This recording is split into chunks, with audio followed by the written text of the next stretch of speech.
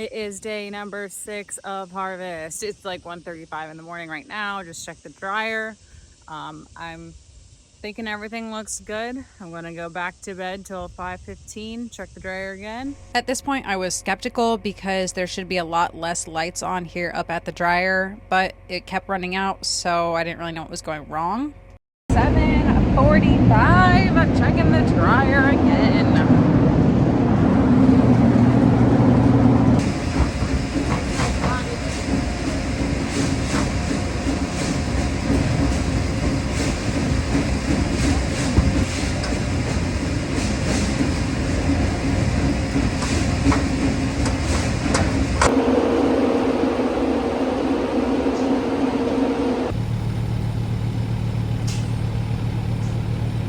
Okay, so somehow I screwed up the dryer.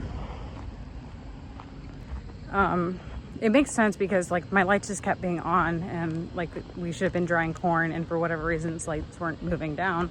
I must have not put the distributor onto the wet bin, and so it was drying into the dryer all night. So I like re-dried corn and it's like maybe like 9 or 10%. So that really sucks because I was trying to get ahead for the day. Instead, I've slowed everything down and wasted money and time. But I'm also like super confused because I have like, I clearly messed it up. But when I went and I checked the distributor this morning, it was on the right, it was on the wet bin. It should have been dumping into the wet bin. So I don't know. I'm thinking like I must have at 1:30ish when I dumped a little portion, didn't set it back onto the wet bin. I put it on the dryer. But what I don't understand is at some point I switched it back to the wet bin because when we checked it this morning, the distributor was in the right place. And I don't think I would have casually just, when I walked out there, switched to where the distributor was going without it raising a huge red flag. That's what had to have happened because that's where the grain's at. But I don't know how I did it. Clearly it was me. I was the only one that was up there. And I take full accountability, but I'm really confused on how I did it and how I changed the distributor back into the right spot at some point this morning without even noticing. Like I wouldn't have just casually changed where the distributor was going. That's what I don't understand. But that's what I apparently did at some point. But it's just a bummer because now we have really hot, dry corn that over dried. We should have been able to hit the ground running this morning. Like time is of the essence. And now it's 10 a.m. We can't do anything and it's gonna be a while till we can do anything. So really frustrated, really frustrated with me. Okay, so we're running the grain out. JD sent me this diagram kind of explaining like what we think the inside of our dryer looks like.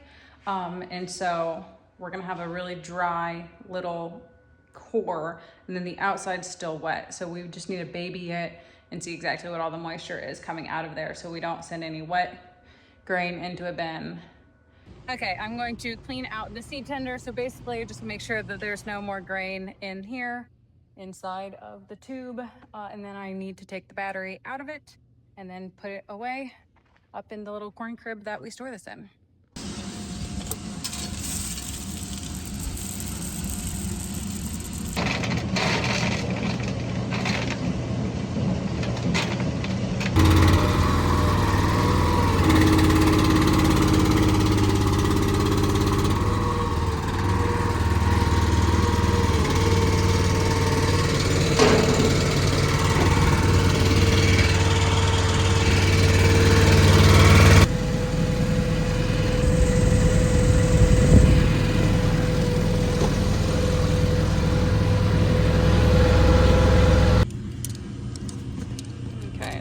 Out.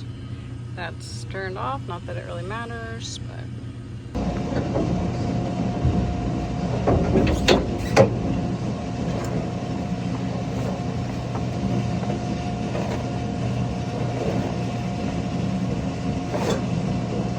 This is the corn crib that we used to hold the seed tender. It's kind of nice because there's just enough room for the seed tinner in here, not much else. I've never used the corn crib, but my dad has a few memories of using it as a small child, but my great-grandfather built it, and then my grandfather and his brother used it, and then my dad bought it from his uncle. Yes, my grandfather's brother. And the corn crib sits next to a woods, and that woods is where we got all of the wood that was used to build this building, which I think is pretty cool.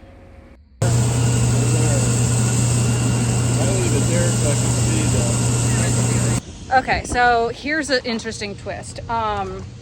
Dryer thing wasn't my fault. JD was trying to unload the dryer, and usually it takes 2 cycles to do that, and not at all enough grain came out of it. And so then we figured out there's a switch on the dryer that like we hardly ever touch, but when they came out and serviced the dryer pre-season, that probably got switched at some point, and we just didn't even look at it because it's not something that we ever adjust. Now, should I know how my dryer works and been able to figure it out? Yeah, but wasn't my fault. So I did spend the whole morning being mad at myself. Now I'm still mad that we're like incredibly behind schedule, but it wasn't my fault. Okay, it is 2:26. I have the first truck is empty and the second truck JD is dumping right now. So we should be able to take off 1, 2, 3 loads and then have 2 on the truck and then have 1 in the combine, the tractor, and then we'll have to dry into the wet bin until we have enough up to form a cone. And then once we get that sucked out, then we can dry. We can put a whole bunch of wet corn into that bin, and then we can dry it throughout tomorrow and such.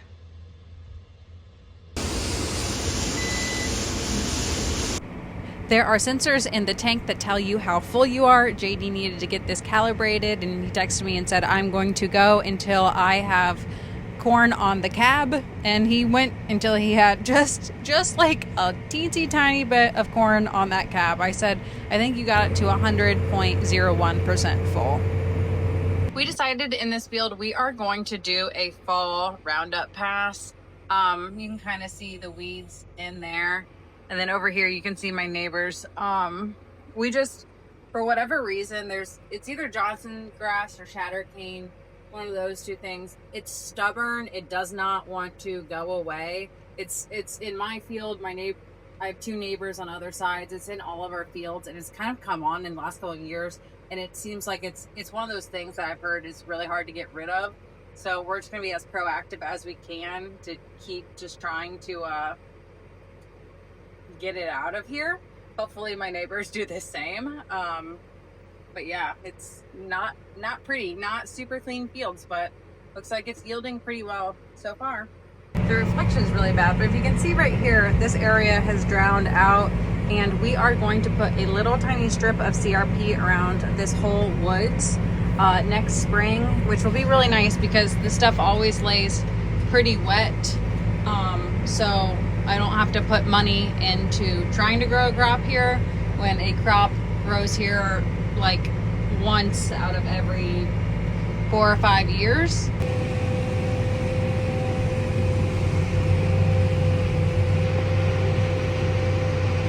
First truck dropped off. We have a big second truck now. Okay, I have 15 minutes I can dry, so I'm going into dryer.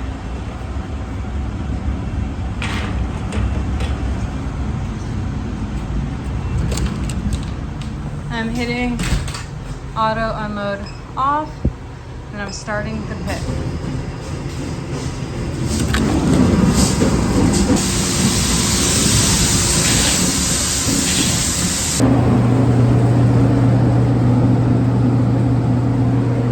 So I had a little bit more time, but I just wanted to be, not be rushing. So now I will go get the other semi, bring it over here, and then once this unloads, it'll take about 10 minutes, and then I can dump these 2 trucks into the overhead.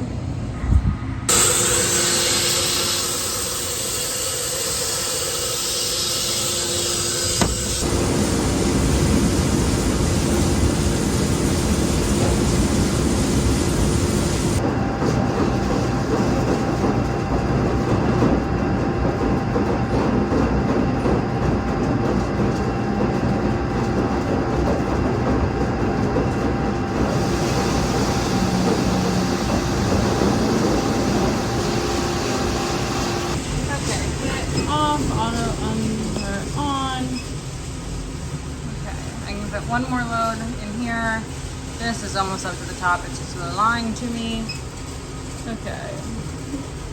Okay, currently we are here. We need to get to right above the door.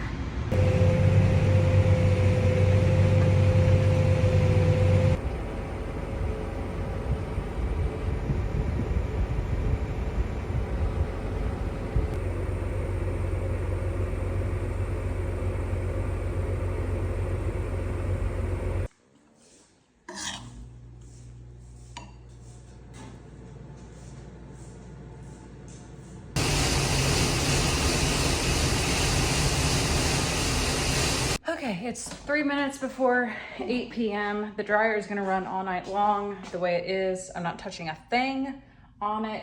It should be dried out around 8 a.m. tomorrow.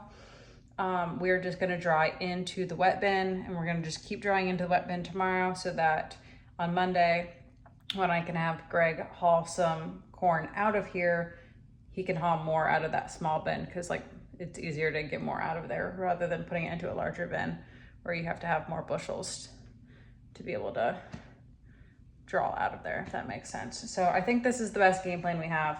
Tomorrow, I think it'll just be JD and I, and then we might have George come in after church. Basically, like, we're gonna be stuck just waiting on the dryer, but if we have George, we can be stuck waiting on the dryer faster.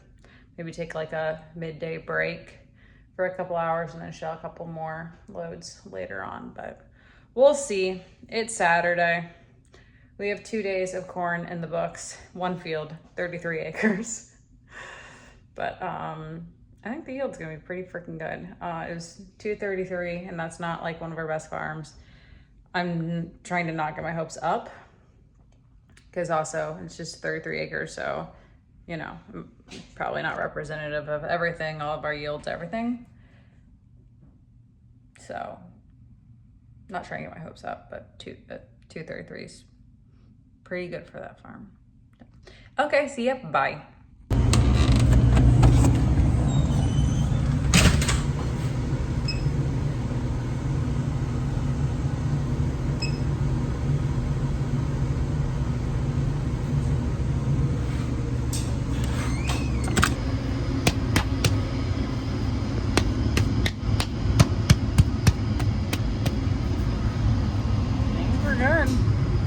Huh. Okay, so that's not good.